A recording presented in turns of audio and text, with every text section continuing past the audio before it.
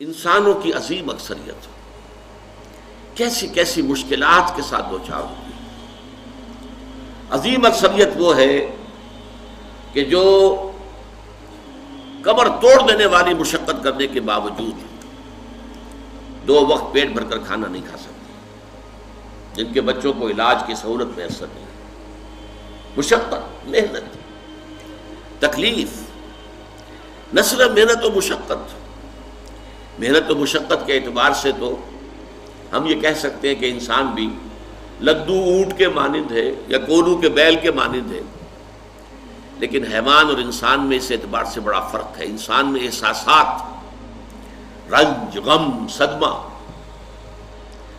کسی جانور کا بچہ جب جوان ہو گیا اس کے بعد وہ جانے اس کی زندگی علیحدہ ہے، والدین کی علیحدہ ہے، والدین بھی پتہ نہیں کوئی ان کا جوڑا ہے کہ نہیں مستقل۔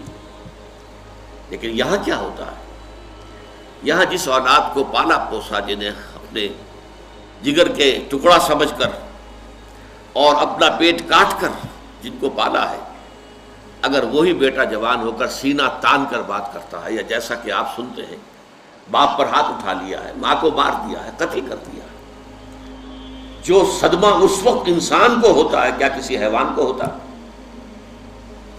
یہ صدمات، یہ رنج و غم، قرآن مجید میں ایک پوری سورہ مبارکہ ہے اسی پر، جس کا مرکزی مضمون یہی ہے، لا اقسم بہذا البلد وانت حل بہذا البلد ووالد وما ولد لقد خلقنا الانسان فی کبد۔ میں جو ابتدائی قسمیں ہیں ان کو اس وقت تشریح نہیں کروں گا، اس لیے کہ وہ ہمارا اس وقت کا موضوع نہیں ہے۔ جس چیز پر قسمیں کھائیں اللہ نے 3، لا اقسم بہذا البلد وانت حل بہذا البلد ووالد وما ولد، 3 قسمیں کھا کر بات کیا کہی؟ ہم نے انسان کو محنت اور مشقت ہی میں پیدا کیا ہے۔ محنت اور مشقت ہر انسان کا مقدر ہے۔ عام طور پر سمجھا یہ جاتا ہے کہ غریب لوگوں کے لیے یہ معاملہ ہے، نہیں، اصل میں محنت اور مشقت کی شکلیں مختلف ہیں۔ کوئی شخص دفتر میں بیٹھا ہوا مشقت کر رہا ہے، کسی کی ذہنی مشقت زیادہ ہے، کسی کی جسمانی مشقت زیادہ ہے۔ یہ جسمانی مشقت والا جو ہے تھک ہار کر رات کو سوتا ہے تو صبح کی خبر لائے گا، وہ پوری طرح ٹانگیں پھیلا کر سوتا ہے۔ اور یہ جو ذہنی مشقت کرنے والے ہیں، لمبی لمبی کاروں میں چلنے والے اور بڑے بڑے محلوں میں رہنے والے، ایئر کنڈیشنڈ آفیسز اور بنگلوں میں رہنے والے، ان کی راتوں کی نیند حرام ہو جاتی ہے۔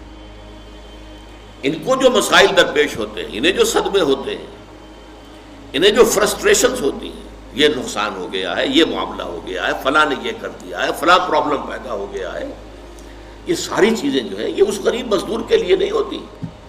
آپ کو معلوم ہے ہپنوٹکس کی ضرورت جو ہے انہی عمرا کو ہوتی ہے، سیڈیٹیوز کی ضرورت انہی کو ہوتی ہے، ٹرینکولائزرز انہی کو چاہیے، انہیں نرم گدیلوں کے اوپر نیند نہیں آتی۔ تو مشقت اور محنت ہر ایک کے لیے ہے۔ صدمہ، غالب نے بہت خوب کہا تھا، قید حیات و بند غم اصل میں دونوں ایک ہے۔ موت سے پہلے آدمی غم سے نجات پائے کیوں؟ یہ انسان کا مقدر ہے، یہ تو ہو کر رہنے والی شے ہے۔ غم تو رہے گا، صدمہ رہے گا۔ آپ کو شاید یاد آیا ہو، ایک بڑی عظیم ہستی گزری ہے انسانی تاریخ میں، گوتم بدھ، کپل وستو کا شہزادہ، at the prime of his youth, 30 برس کی عمر، اس نے مشاہدہ کیا لوگوں کو، لوگ دکھوں میں ہیں، لوگوں کے لیے مصیبتیں ہیں، لوگوں کے لیے تکلیفیں ہیں۔ ایک اندھا آدمی دیکھا اس نے چلتا ہوا جو ٹھوکر کھا کے گرا اس کے نگاہوں کے سامنے۔ اس نے سوچا یہ کیا ہو رہا ہے، کیوں ہے یہ اندھا کیوں ہے؟ کسی کو اندھا پیدا کر دیا جاتا ہے، پیدائشی اندھا۔ کسی والدین کے سامنے اس کو بچہ جو ہے دم توڑ رہا ہے، کچھ نہیں کر سکتے، ٹک ٹک دیدم دم نہ کشیدم، جا رہا ہے تمہارے ہاتھوں میں سے، نکل رہا ہے، جا رہا ہے۔ قرآن مجید میں بھی سورہ واقعہ میں قسم کھائی گئی ہے، فلولا ان کنتم غیر مدینین ترجعونها ان کنتم صادقین، واپس لے سکتے ہو تو لے لو، موت کے پنجے سے چھڑا لو اگر تمہارے اندر کوئی طاقت ہے۔ نہیں، جا رہا ہے، رو رہے ہیں۔ یہی وجہ ہے کہ پھر وہ اس فکر میں یہ دکھ کیوں ہے انسان کا مقدر، اس کا سبب تلاش کرنے کے لیے پھر اس سے نکلنے کا راستہ کیا ہے۔ اس سے نجات کیسے ہوگی؟ نروان کیسے ملے گا؟ پھر آپ کو معلوم ہے 30 برس کی عمر میں جوانی کا دور، جوان بیوی کو رات کو سوتے ہوئے چھوڑ کر گیا ہے، شیرخوار بچہ چھوڑ کر گیا، محل چھوڑ کر جا کر خاک چھانی ہے، کہاں کہاں پھرا ہے، کن کن رشیوں منیوں کی خدمتیں کی ہیں، کہاں کہاں گیا ہے، کتنا وقت لگایا ہے، کن کن جنگلات جو ہے اس کے خاک چھانی ہے اس نے۔ بہرحال اسے کیا ملا کیا نہیں ملا یہ میں اس سے بحث نہیں کرتا، اس لیے کہ ظاہر بات ہے کہ وہ حضرت مسیح علیہ السلام سے بھی قبل کی شخصیت ہے، اور اکثر لوگوں کی تعلیمات بگڑ گئی ہیں۔ حضرت مسیح علیہ السلام کی تعلیمات اگر قرآن مجید ہمیں نہ بتائے تو ہمیں کیسے معلوم ہو کہ ان کی اصل تعلیم کیا تھی؟ عیسائی جس مسیح کو ماننے والے ہیں اس مسیح کو تو ہم نہیں مانتے، اللہ کا بیٹا تو ہم نہیں مانتے، لیکن اگر قرآن مجید واضح نہ کرتا تو ہمیں کیسے معلوم ہوتا؟ اسی طرح گوتم بدھ کے بارے میں جو کچھ کہتے ہیں ان کے ماننے والے، اس کی طرف نہ جائیے، وہ کیا تھا حقیقت میں ہم نہیں جان سکتے، لیکن یہ ضرور ہے کہ اس کے فلسفے کا جو مین تھیم ہے سروم دکھم، all is pain, all is suffering, all is agony, سروم دکھم، درد ہی درد ہے، رنج ہی رنج ہے، غم ہی غم ہے، قید حیات و بند غم اصل میں دونوں ایک ہیں، موت سے پہلے آدمی غم سے نجات پائے گی۔ لیکن اس اعتبار سے اگر آپ غور کریں گے تو چلیے انسان حیوانات کی صف میں آ گیا بس، لیکن نہیں، انسان کی ہیومن ٹریجڈی کا نقطہ عروج بالکل ایک اور ہے۔ مرنے کے بعد پھر اٹھایا جائے گا، پھر جواب طلبی ہوگی، کیا کرتے رہے زندگی بھر؟ تم نے حقیقت کو پہچاننے کی کوشش کی؟ تم نے حق پر چلنے کی کوشش کی؟ یا تم نے ظلم کیے، زیادتیاں کی، ناانصافیاں کی؟ آؤ حساب دو۔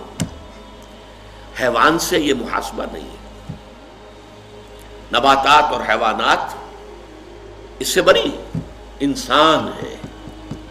اس پر بھی ایک سورت ہے قرآن مجید کی، سورۃ الانشقاق، یا ایھا الانسان انک کادح الی ربک کدحا فملاقیہ، اے انسان تیرا معاملہ یہ ہے تو مشقت پر مشقت جھیل کر، تکلیفیں پر تکلیفیں برداشت کر کے پھر ایک دن اپنے پروردگار کے حضور میں حاضر ہوگا جواب دہی کے لیے۔ ثم لتحسبن بما تعملون، حضور کی ایک خطبے میں جو الفاظ آتے ہیں، واللہ لتموتن کما تنامون، خدا کی قسم تم سب مرو گے جیسے کہ ہر روز شام کو سو جاتے ہو، رات کو سو جاتے ہو۔ یہ نیند بھی موت کی بہن ہے۔ ثم لتبعثن کما تستيقظون، لیکن پھر جیسے روزانہ صبح بیدار ہوتے ہو ایسے ہی ایک صبح قیامت آئے گی کہ سب اٹھا لیے جاؤ گے۔ ثم لتحسبن بما تعملون، پھر تمہارا محاسبہ ہوگا، that grand accountability، وہ مسئولیت عظیم، پوری زندگی کا حساب، چھوٹی سی چھوٹی باتیں۔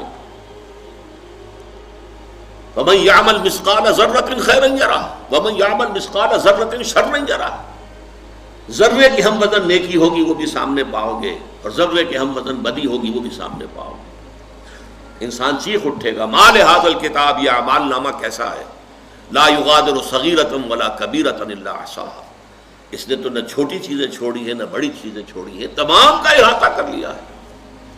وہ محاسبہ ہوگا، اور اس کے بعد جزا و سزا کے فیصلے ہوں گے۔ بہت مبارک ہوں گے، خوش قسمت ہوں گے وہ لوگ جو جنت کی طرف بھیج دیے